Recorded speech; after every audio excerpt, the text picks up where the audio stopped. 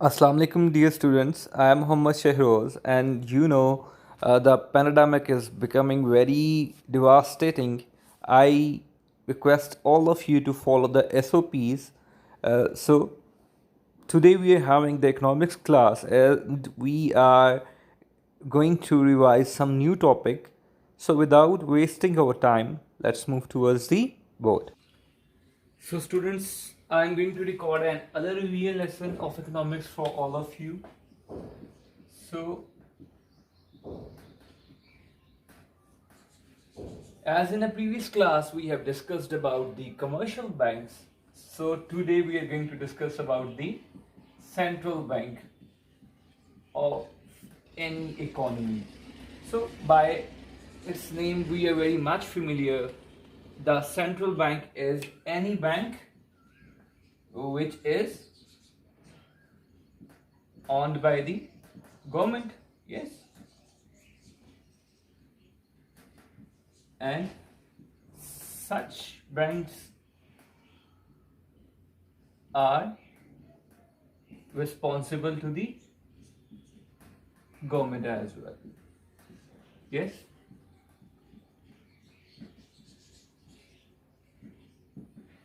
So if we talk about the Central Bank of Pakistan, so the Central Bank of Pakistan is SBP, which is the State Bank of Pakistan, yes.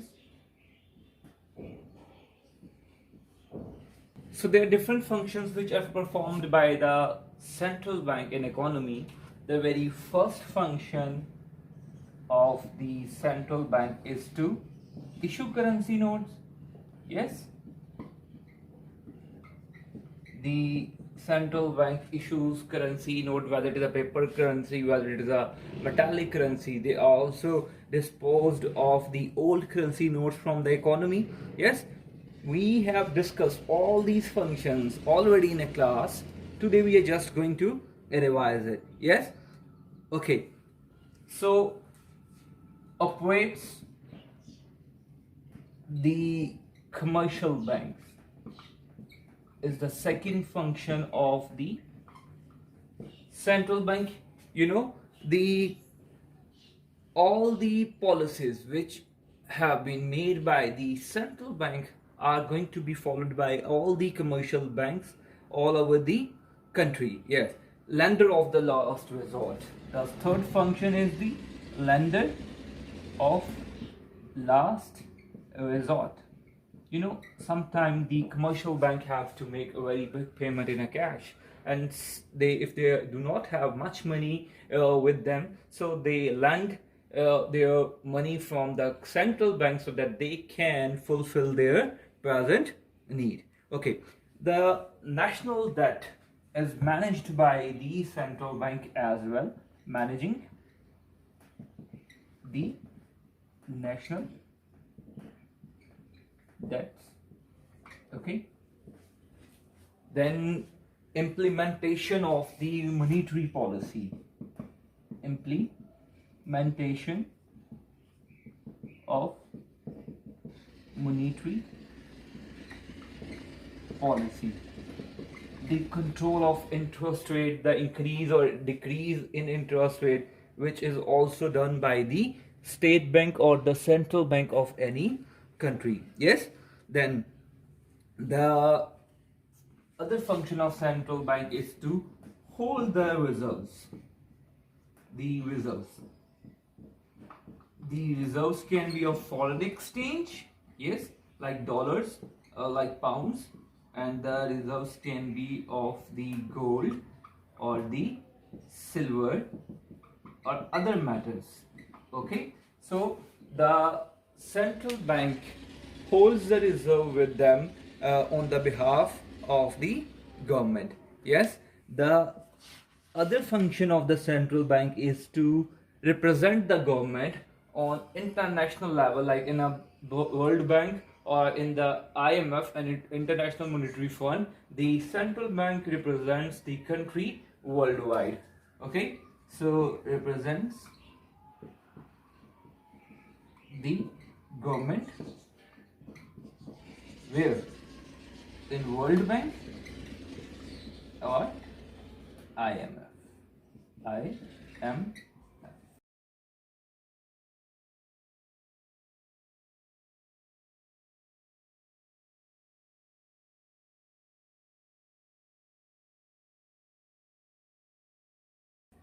So these are some functions which could be performed by any central bank in an economy.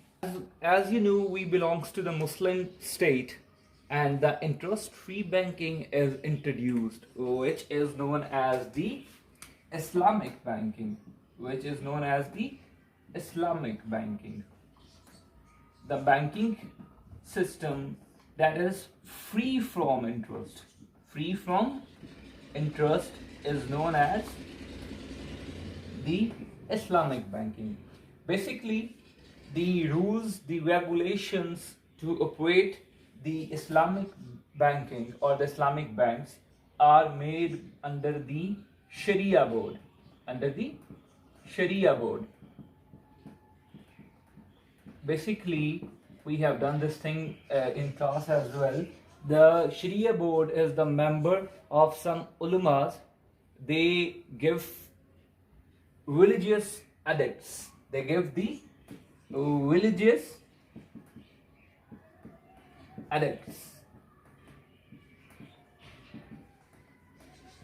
In simple word, we can say that they give the fatwas, which become the base for the Islamic banking. As being a Muslim, we know that interest is haram in Islam, so we have to go for the Islamic banking system.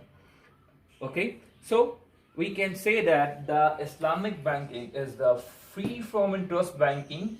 It is based on the concept of risk sharing and the profit sharing. Risk sharing and the profit sharing.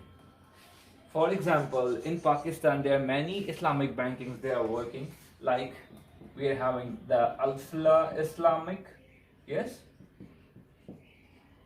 We are having the Mizan Bank. It is operated on the basic principles of Islamic banking. There are many more. I have just given you the two examples.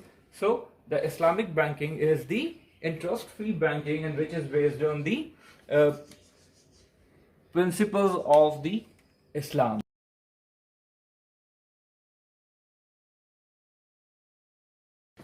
The next concept which we are going to discuss is the aims of the commercial bank. Aims of the commercial bank.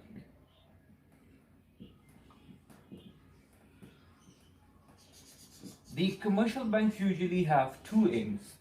The one is to earn profit, and which is usually done through lending activities, and second one is the liquidity. You know, the commercial bank have to maintain a liquid reserves with himself so that they can fulfill any demand which is arise from the customers. Okay, by a liquidity means any assets which we can convert into the cash very fastly. Last concept of this today's revision lesson is the other banking systems. Other banking systems. We are having discussed about the commercial banks. Yes, we are having discussed about the Islamic banks, the central banks. There are two other types of the banks that also work in an economy. The very first one is the investment banks, and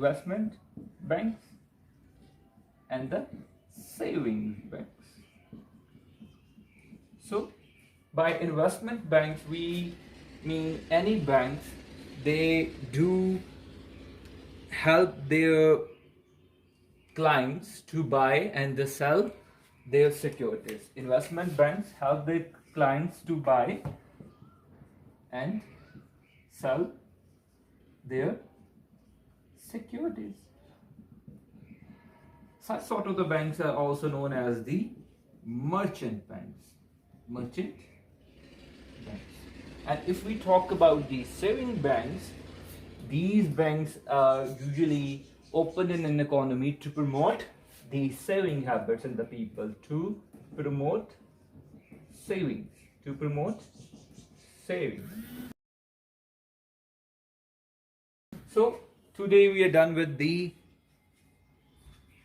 this chapter, and now we are very much clear about the central bank, other banking systems in the economy, and the Islamic banks as well.